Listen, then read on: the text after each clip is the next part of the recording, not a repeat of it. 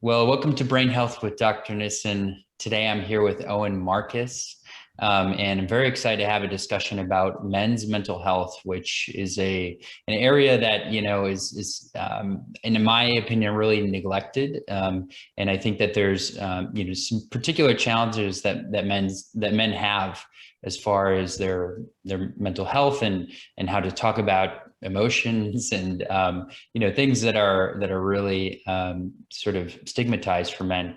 And I've heard of Owen as being a real expert in this. Owen, would you mind introducing yourself for those who don't know about you and your work with Evryman? Yeah, sure, Nick. I'm a co-founder of Evryman. Everyman's call it an emotional wellness company. We work with men. Get into this working with men just over 25 years ago, primarily because I saw my relationships with women weren't working, and I thought that maybe if I improved my relationship with men, that might help my relationship with women. I found that it did, and over evolution of those years, I ended up developing a new model of first working with men in men's groups, but then it expanded to just working with men through the more somatic experience, not just the emotional or intellectual experience. And I found that to be really effective for men. Awesome. Well, I like to dive right into the meat of the conversation so that people don't get bored at the beginning. So, if you have a couple takeaways for somebody listening to this, what do you think would be your main takeaways before we really dive in?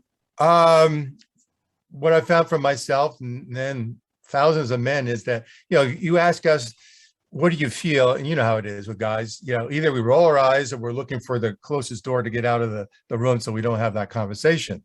And what I learned first in my practice, I used to have a holistic or integrated medical clinic in Scottsdale. So I used to work with a lot of guys, and a lot of them were, top professionals, elite athletes. And so really healthy guys, successful guys, but under a lot of stress, and a lot of that stress was emotional. And I want to talk to them about their emotions, but they didn't want to talk to me about their emotions. But when you would ask them about stress or their body, they'd be glad to talk. So I just noticed over the years that most men will respond to a body question. And if you know how to ask the questions, you'll start to elicit more body awareness. And eventually, as you get that man more aware of their bodies, they'll become more aware of their emotions. And it becomes quite easy for them to feel and then to share their emotional experience. And after they do that a few times, they start to realize that they can actually be pretty good with doing that and the benefits from doing that. So that's really neat because, you're talking about using the body as sort of a window into your own emotional self. And I think that for a lot of guys who maybe aren't very familiar with emotions and how to know what they're feeling, it's helpful to have tools like that to sort of get a little bit of insight into their emotional selves. And I think in another way, guys are looking for something that doesn't feel too fluffy, something that doesn't feel too unrelatable. And I think for people who attach themselves perhaps to hypermasculinity, to strength, to exercise, to grit, determination. I think that, messages to them of, cry it out if you have to, treat yourself well, have a dessert if you feel like it, and in a sort of self-care. It's a very gentle sort of message that mental health is putting out there right now. And I think for a lot of guys whose lives aren't going well or who feel like they're struggling, they don't want that, they don't want that gentle, oh, they're there, everything's going to be okay. They want some inspiration. They want something to, they want somebody to hold them accountable and say, hey, you know that you could do better and you want to do better. Let's start to do it, So for some people, it's kind of a more active sort of message that they need. But for other people, they may not even know that what they're having is an emotional problem, and looking at their bodies is maybe one way that they can get a little bit of insight into their emotions. Do you find that that's sort of similar? I think the first part that I was talking about is sort of, guys looking for a message that's other than this sort of gentle message that's given in mental health sort of conversation online. Yeah, I think guys are looking for a different message delivered in a different way, as you're saying, Nick. And I think they are looking for a certain kind of compassionate accountability. It's actually a bigger phenomena, and that, and this, I don't mean this in any pejorative way, but I think we don't realize that by default, much of our emotional model is more of a feminine model. And by that, I mean that particularly since we left the Industrial Revolution over 200 years ago, men have not been home. And so women had to step up and raise us, and our teachers were women. So consequently, all the boys and men, we've gotten the model of how to be emotional from women. And now what, 90% of the therapists that are being trained are women. And so they're all really trying, and they're often very aware and sensitive and caring. And they're very good at knowing when we get it right and we get it wrong. We're probably 80% similar, but that other 20% that's different particularly shows up in how we relate to, say, our partners. And so what happens is men really want to succeed emotionally. They want to certainly succeed in their relationship, and they try to do it like we've been taught, which we all think is the right way because that's what we've been taught. But what we're finding is when we put men together in a safe, emotionally safe environment, like a training that we do or a men's group that we have, men start to innately become vulnerable or authentic. And then they start to see other men be vulnerable in a way that is unique for men or genuine for them. And that becomes a new model. And pretty quickly, most guys will pick up on that and go, hey, Nick, if you can do it, I can do it. Or the other thing that happens is, hell, if you can do it, I'm going to do it better. I'm going to be more emotional, more vulnerable. And, guys will start crying for the first time in decades and then actually be honored for it and not be shamed for it, as they are in most other situations. So we, in our environments, without any forethought or setup, guys just naturally let go of that hypermasculinity that you talked about, that model, and they show up in a more authentic way. And we start teaching each other what it's like to feel as a man and to express as a man.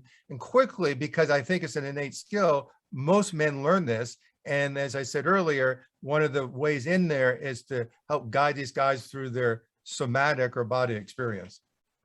Yeah, that's really interesting. You put it in the historical context of, men and fathers going to work and being out of the household and not being able to be role models for our emotional sort of processes. And I think that it's really important what you just talked about of vulnerability, because, although I did mention crying it out before, I think I misspoke, because crying is, a beautifully vulnerable thing, an awesomely vulnerable thing, which is, which, in a lot of ways is a much stronger sign of strength than not crying.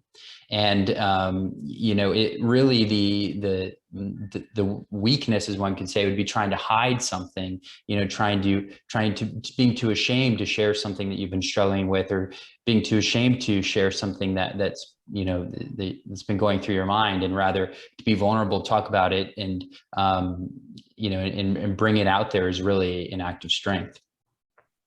Yes, and it is an act of courage. And what happens is, in our environments, guys see that. They see that, if you say, tell a story or share an experience, say, about your wife, and you're crying, or you even show a little emotion, other men will honor you for it. Absolutely.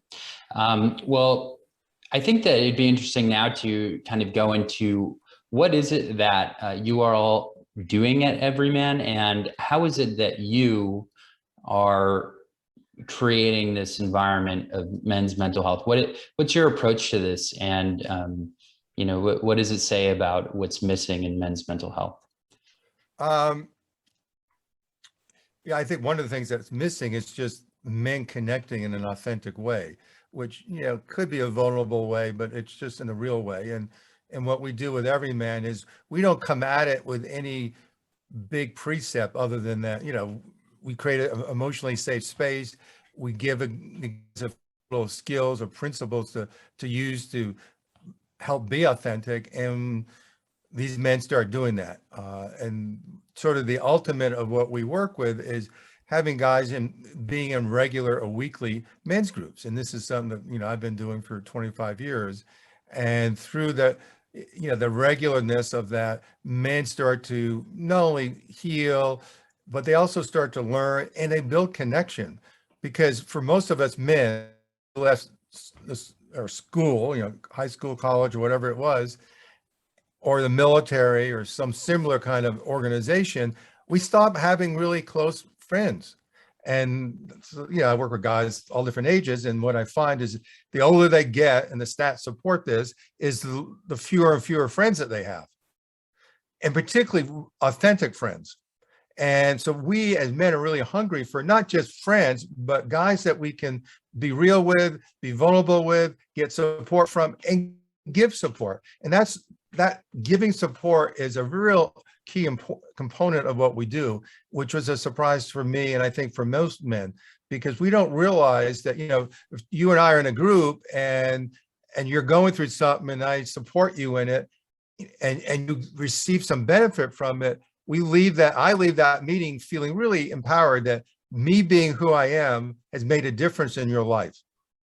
And so for most men, we don't have an opportunity to do that, to just be who we are and have that be a powerful action for someone else, and then to be appreciated and honored for it.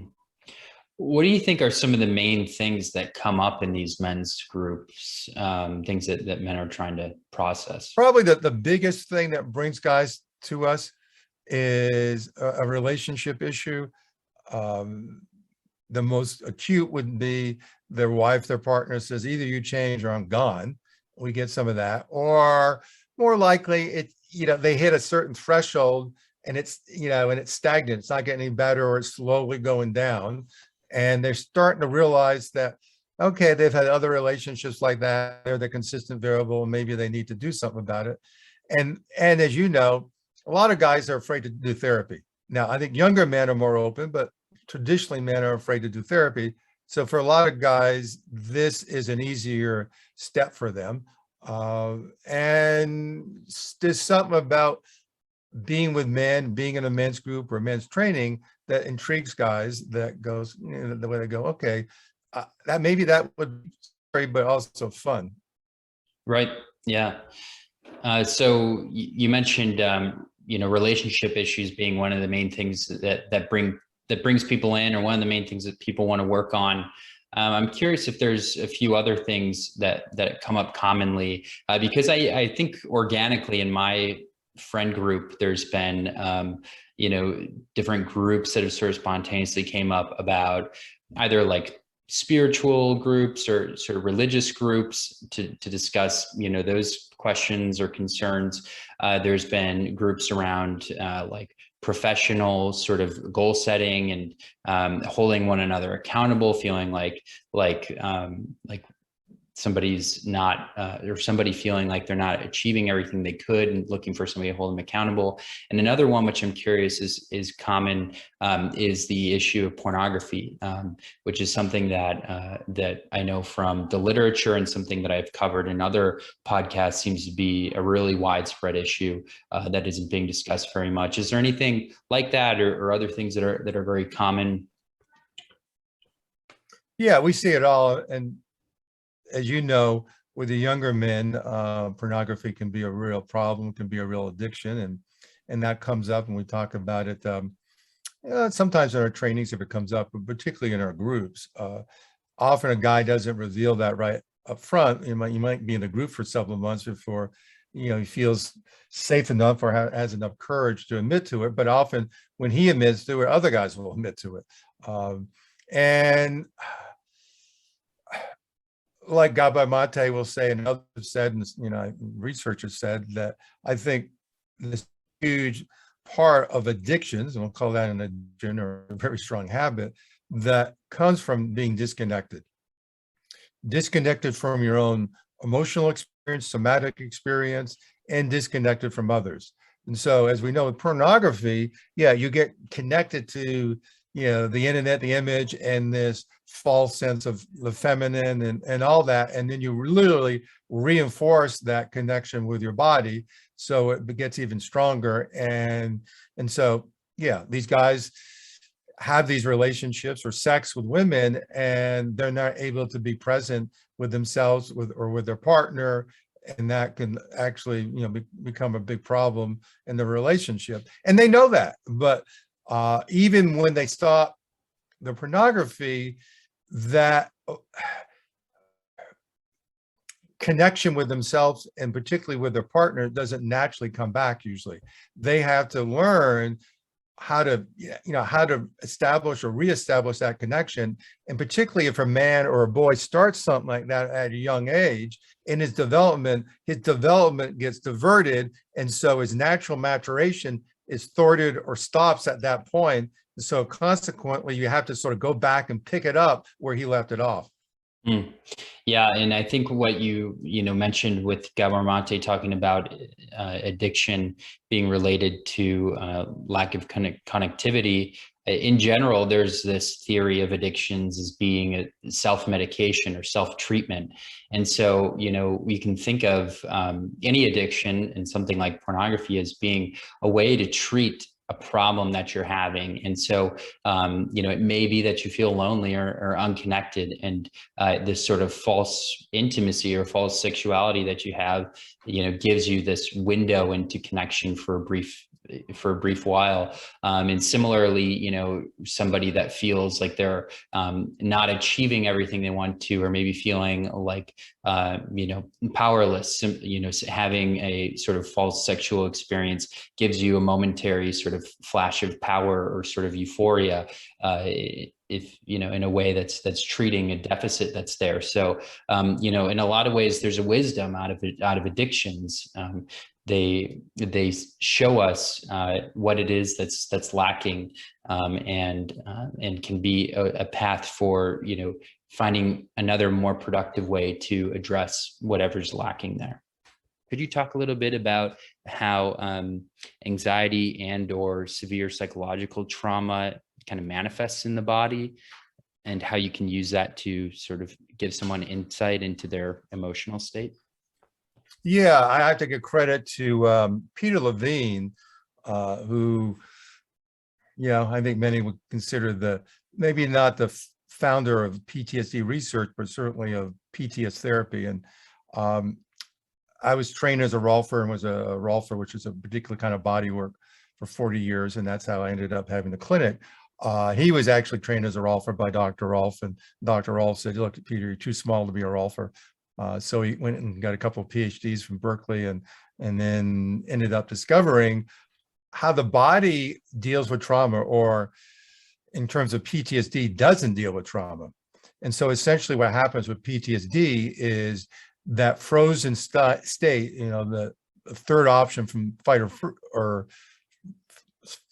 flight or free, fight or flight, that freeze response gets stuck in the body, and the person stays in the hyper-aroused state, even though externally they don't see that or think that or believe that or maybe feel it, but their nervous system is in a survival state.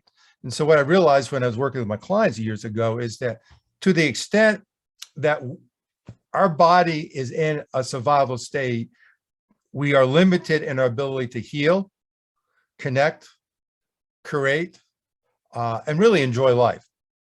Now, part of the problem is it's often, for most of us, been a progression. It's for a few people, they've been doing well and then they have a severe trauma. For most of us, it's a gradual progression.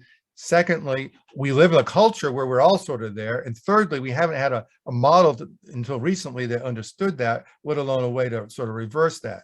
So what happens is, we'll just talk about a severe trauma, because we continue to get guys that are veterans that truly had the classical PTSD.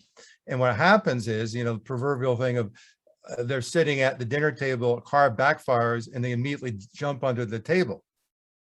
And what that is, and they understand that after the fact, it was just a backfire. But their system is so attuned to be in survival and to be on lure, the least amount of stimulus just locks them right into that response. And so what happens is these vets come home and they not only can't they connect to their partners, but they're either depressed or angry or an alcoholic or an addict because they're so stressed out that there's no way without the right support that they can not just deal with it, but release that stress. Because what happens is that stress or trauma literally goes to the body. So Hans Selye, which was an MD, 50 years ago, wrote the book on stress, the stress of life. And because he was so progressive, he had to leave the US and go practice in Canada because they called him a quack. But what he said, one of the things he said in that book was fascia, that connective tissue that holds us together, is the organ of stress.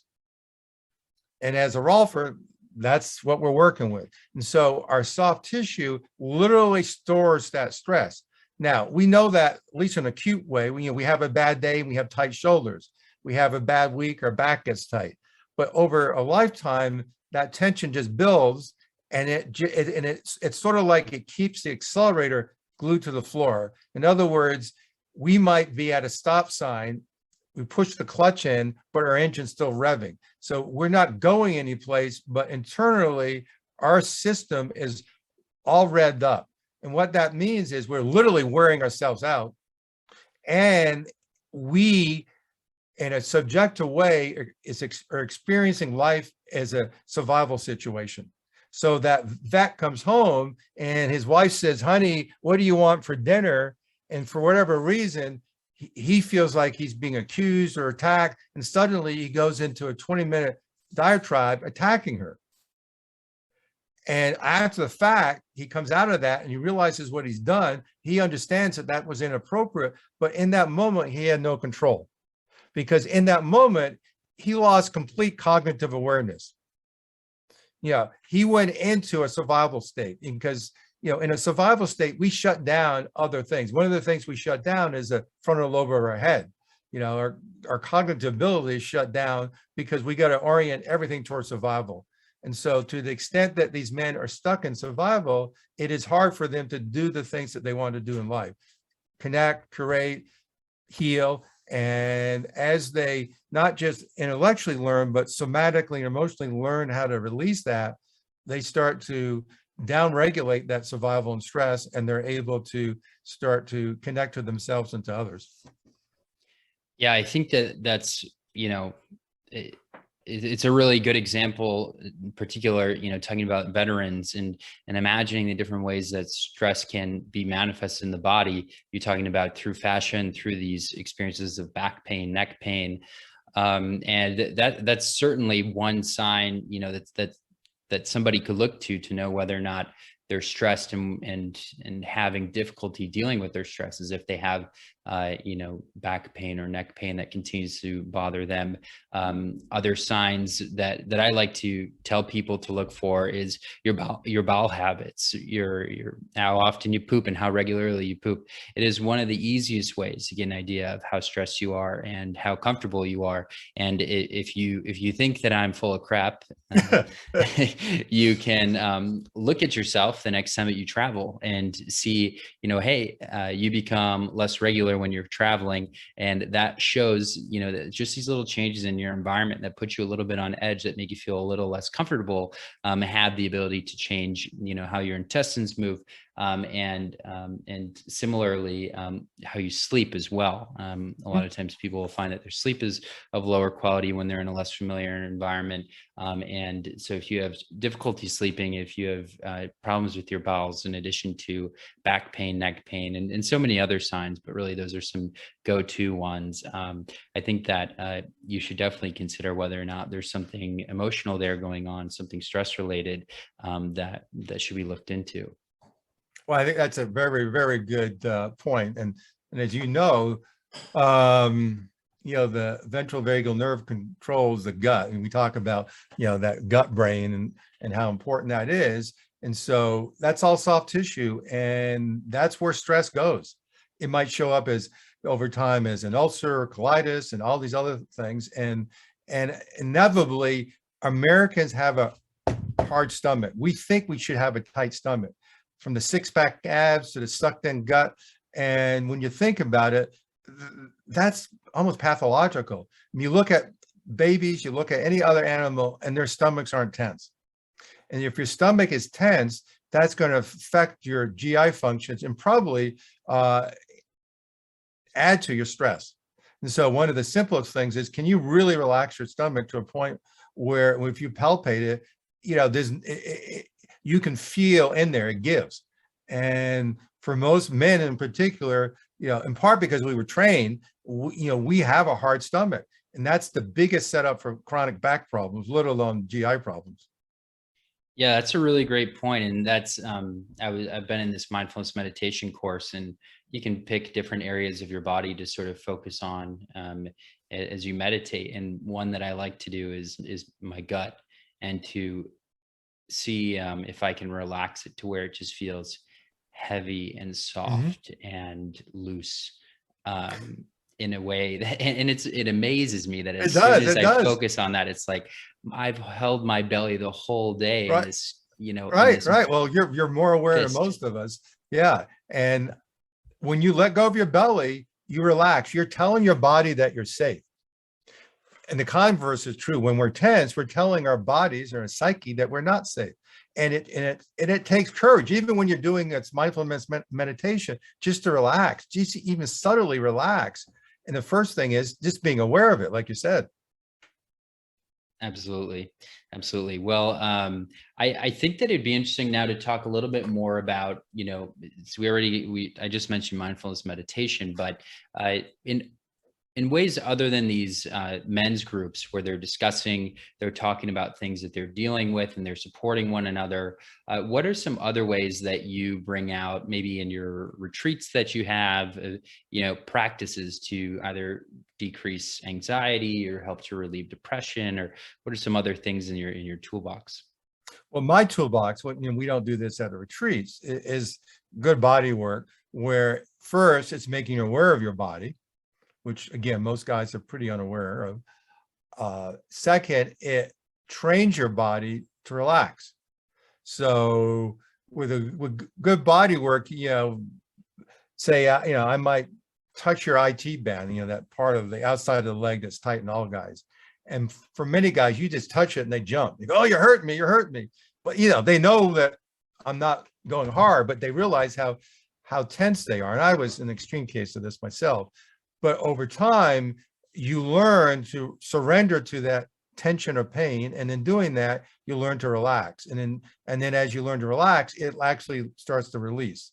And then systemically, your body learns how to relax. So body work is one good way to do that.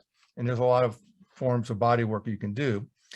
In terms of the Evryman work, a lot of our work is somatic mindfulness. So somatic is the body, and mindfulness is being aware of what is happening in the moment with your experience.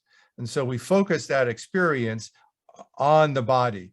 And I used to have a company that taught Jon Kabat-Zinn's mindfulness-based stress reduction back in the mid-90s. And it was amazing to see how these super type A professionals, after a couple of weeks, relax and have these, huge shifts just from doing what you were saying, Nick, of doing these meditations every day and training their bodies. Even though they thought that they weren't doing it well, they still were training their bodies to relax. And once they started doing that, all these physical affects started to change. So just becoming aware of your body's experience is one thing.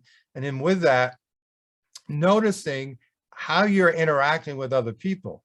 And it's not multitasking, but I call it dual awareness.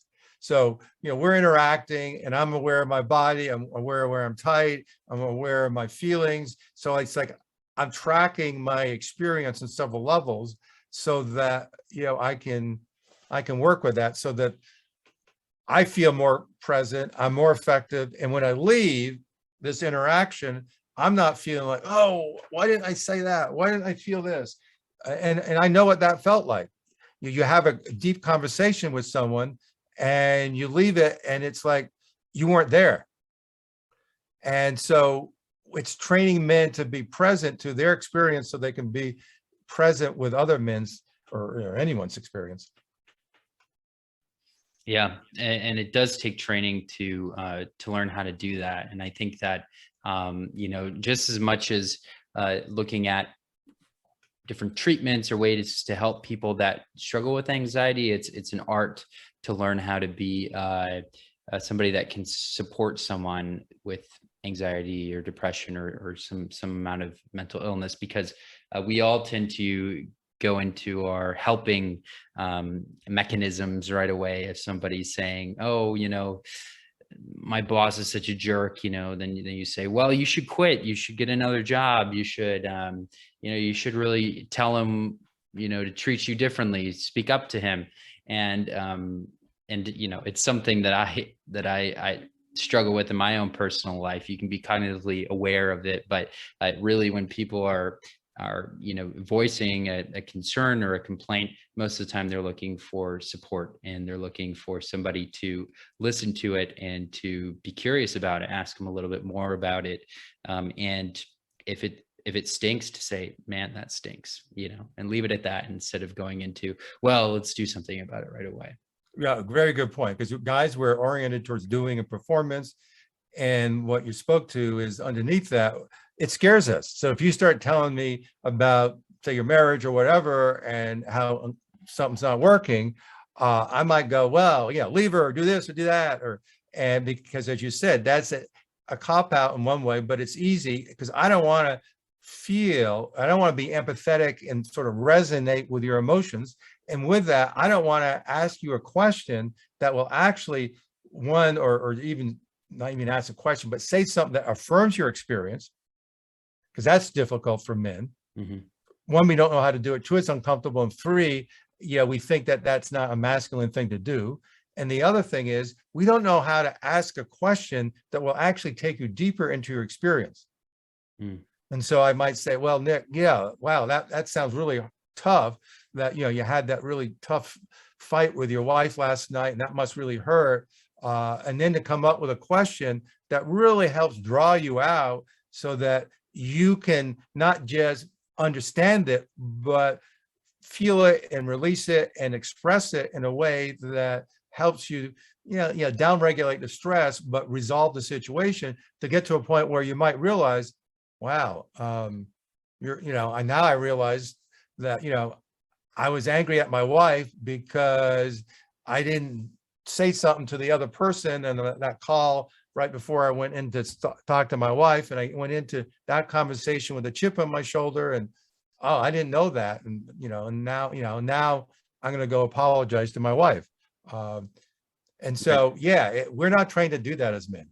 Right. And whenever there's something, whenever you say something that you're pissed about or that is emotionally charged, it's just usually, just the first taste of a lot more behind it, and that there's a lot more that needs to be released usually. And I think that it's important to think about negative emotions through this lens of ironic processing theory, which is described as like pushing a beach ball under the water, where if we are having something that we're struggling with, the more and more that we suppress it, that we try not to talk about it, that we try to hide it, it's like pushing that beach ball under the water. And just like what would happen with that beach ball is, it leads to more energy behind it, more of an explosion when you let loose of it.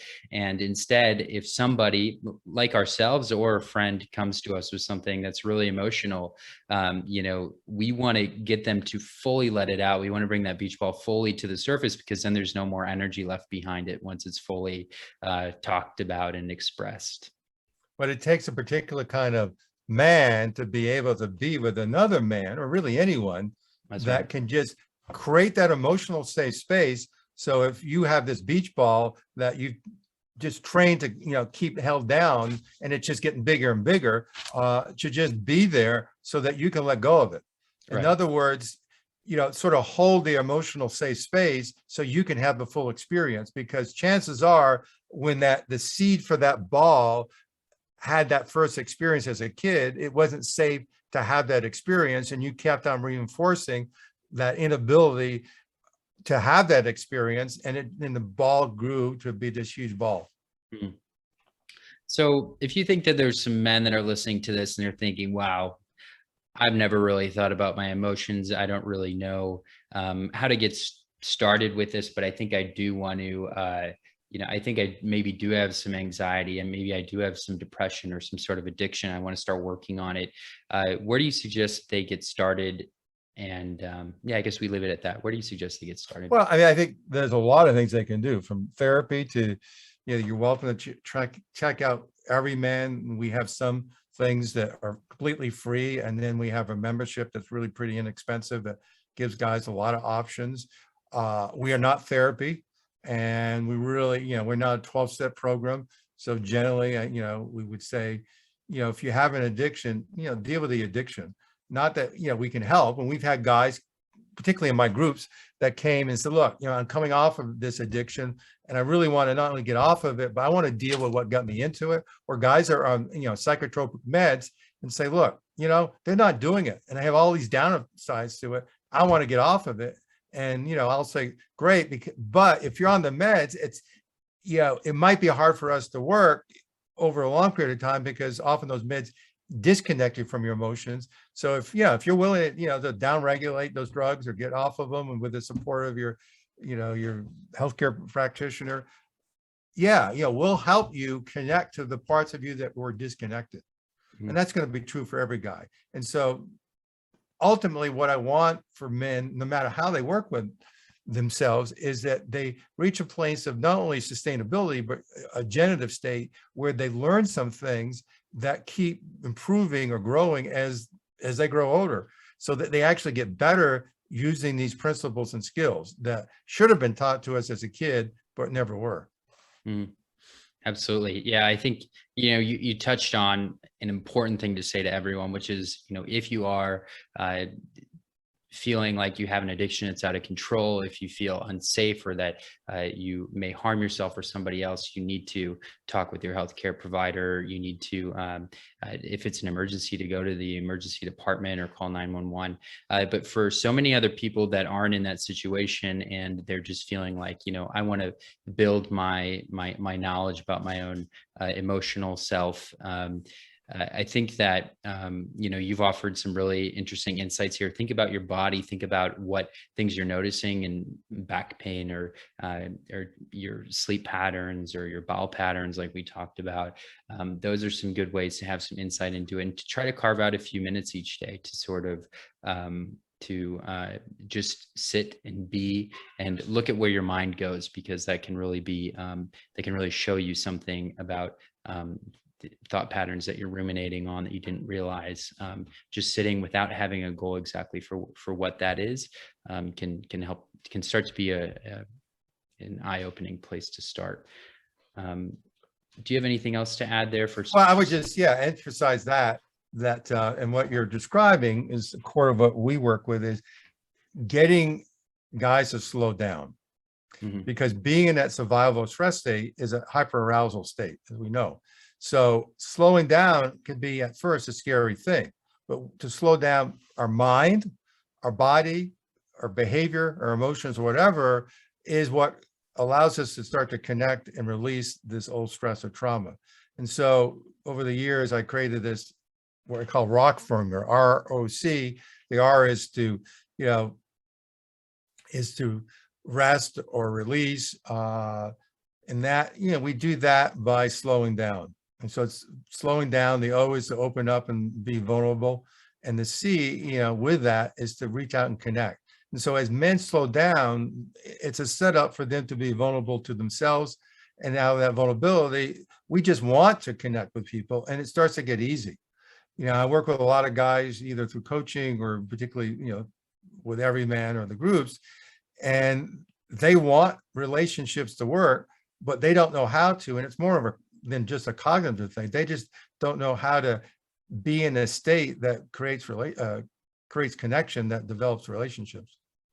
Absolutely. And I think what you mentioned about slowing down is so important because, for some people, they feel like they need to get their lives together, that they need to get motivated and that, they got to take the next steps. And that's important. But for so many other people, even if you're only working part of the day, you're on your phone the other times, you're texting, you're emailing, you're goal directed the entire day. And so it's important to take a moment just to be, and that can be to slow down and just to be. It can really be eye-opening. You mentioned John Kabat-Zinn, and mindfulness, like I had spoken about before, is defined as paying attention on purpose in the present moment, non-judgmentally. And that's so important to remember because it can seem like, oh, it's this sort of maybe Buddhist thing, or sort of like I need to be chanting a mantra, or I need to be focusing on my breathing. And sometimes those things are appropriate, but just at your beginning stage, to just sit there and pay attention on purpose to the present moment, non-judgmentally. You can pay attention if you want to focus on one thing of just one of your senses. So just focus, pay attention non-judgmentally to one specific thing that you can see.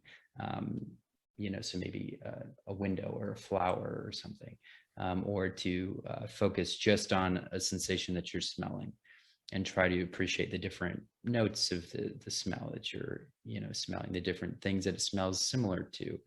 Just pay attention to it non-judgmentally. It's a way to slow yourself down in a world where we're all moving so fast and don't do enough of that. Exactly. And for a lot of guys, what I recommend is that they just go out in nature, because you focus on nature, the bird or the sound of the bird or whatever, and it just naturally slows you down. And we do these expeditions out in nature to like Yellowstone or wherever, and it's amazing that within a couple of days, these guys really start to downregulate, and we haven't done anything. Just being in nature and being physical in nature relaxes them. And most of the guys come from these cities, and they're in that kind of state that you just described, Nick, and they don't really get a chance to be in nature. But by being in nature, nature is really the best healer, and it just naturally slows us down. And when they leave, it takes them a few days to readjust to the lifestyle, because they're so used to being in that natural rhythm, where just being in that rhythm downregulates their stress. Absolutely. Well, I think we just touched a little bit on it with nature and with mindfulness, but the one thing I like to ask everyone is, what is something that you do for your brain health that maybe is unexpected, just something that you find helpful for yourself that you would like to send listeners home with? I do several things, and I have over the years, because I grew up with dyslexia and Asperger's and ADD. So I had to heal a lot of that. I haven't healed all of it, but the vast majority I've healed. But one of the things that I do is that I'll take a short nap, or like a power nap. So if I start to feel I'm getting tired, and it's taken me 100 units of brain power to get done something that should just take 10, I've reached a point of diminishing returns. So I either meditate, lie down, take a nap, rest my brain, let my body and my mind refresh, and then I come back a lot more efficient and able to get much more work done quicker, and actually enjoy it, not feel like I'm pushing myself. There you go. You just heard it from Owen Marcus himself. The key to brain health being some rest in the middle of the day if you feel like you need it. And that's something that's really big for me too. The power nap, like around 20 minutes, where you just enter a really shallow phase of sleep. You don't go into the deep phases of sleep, because once you start to drop off, then you'll wake up feeling groggy. But having those nice short naps, for anyone that's listening, I also find to be really helpful for myself. Yeah, and we know it changes the brain waves, and which allows the brain and the body to rejuvenate. Right. Just like meditation or trance work. Yeah. So and the more your body does that, the more your body gets attuned to that state. So the easier it is to go back to it. Right. Absolutely. Well, for anyone that's listened and they want to learn more about you or more about Everyman, where could they find more information? Yeah, they can go to evryman.com, and it's spelled with a second E missing. So it's EVRY man. So yeah, we have our groups, our membership. We're now coming back to our live events. We're doing a big one in a couple of weeks in Northern California. Just check us out. You're welcome to contact me.